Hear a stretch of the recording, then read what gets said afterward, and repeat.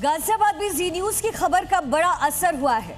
आपको याद होगा कि 3 दिन पहले हमने एक हिंदू महिला की आपबीती आपको दिखाई थी, सुनाई थी, जिसने धर्मांतरण के गंभीर आरोप लगाए थे। अब इस पूरे मामले में पुलिस ने एक्शन ले लिया है। 16 लोगों के खिलाफ केसेस दर्ज किए गए। पूरे मामले पर हमारी एक रिपोर्ट आपको दिखाते हैं।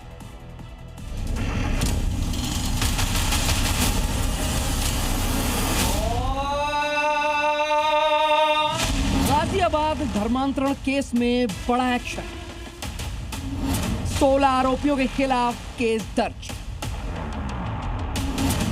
कलीम सिद्दीकी, नवीन उर्फ नावेद, खालिद हुसैन, कलीम सिद्दीकी की पत्नी, कलीम सिद्दीकी की बहू फकरुद्दीन मलिक। ये वो नाम है जिन पर एक महिला की जिंदगी बर्बाद करने का आरोप लगा है।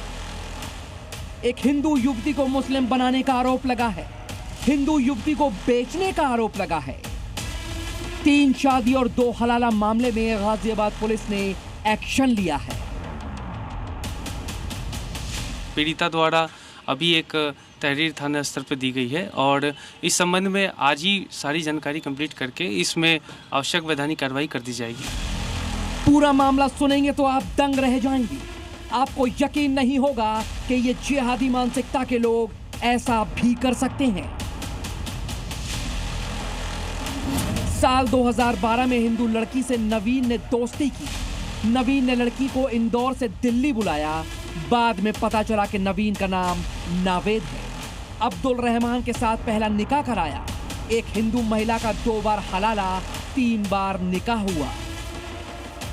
जिससे मेरी दोस्ती हुई थी वो नवीन राणा था। उसका नाम नवीन था और नवीन मुझसे फेसबुक पे मिला। फेसबुक पे मिलने के बाद में कुछ टाइम तक हमारी अच्छी बातचीत चलती रही। तो नवीन ने कहा मैं तुमसे प्यार करता हूँ, शादी करना चाहता हूँ। नवीन मुझको फुलत गांव ले गया था। फुलत में मौलाना कलीम सिद्दीकी का मदरसा है, वहाँ पर ले गया था वो मुझे। और वहाँ ले जाने के बाद में उन्होंने ये कहा कि मेरे पास में अभी घर नहीं है, कुछ टाइम तुम यहाँ रह लो। ये तो कुछ भी नहीं। आरोप है कि हिंदू लड़की को पीटा भी जाता था। उसे जबरदस्ती नमाज पढ़ने को कहा जाता था।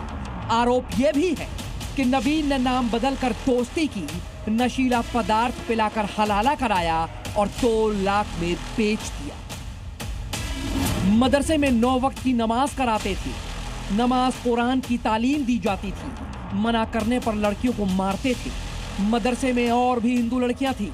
हिंदू लड़कियों का खाना बंद कर देते थे। गौमांस खिलाने के लिए मजबूर किया जाता था। एक हिंदू लड़की के साथ 4 मुस्लिम लड़कियां भी थी।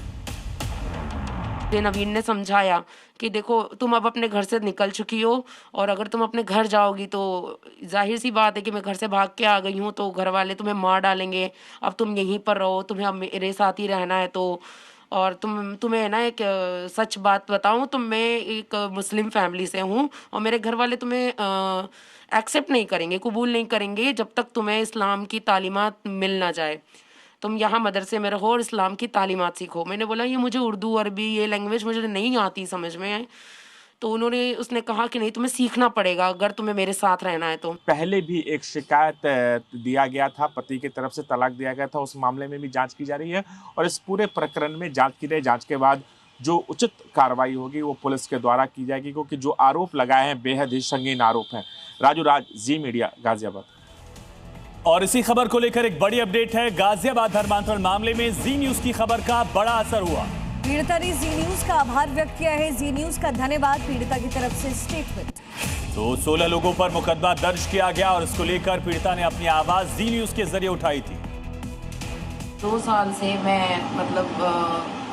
अपने मुकदमे के लिए इधर उधर भटक रही थी पर कहीं सुनवाई नहीं हो रही थी।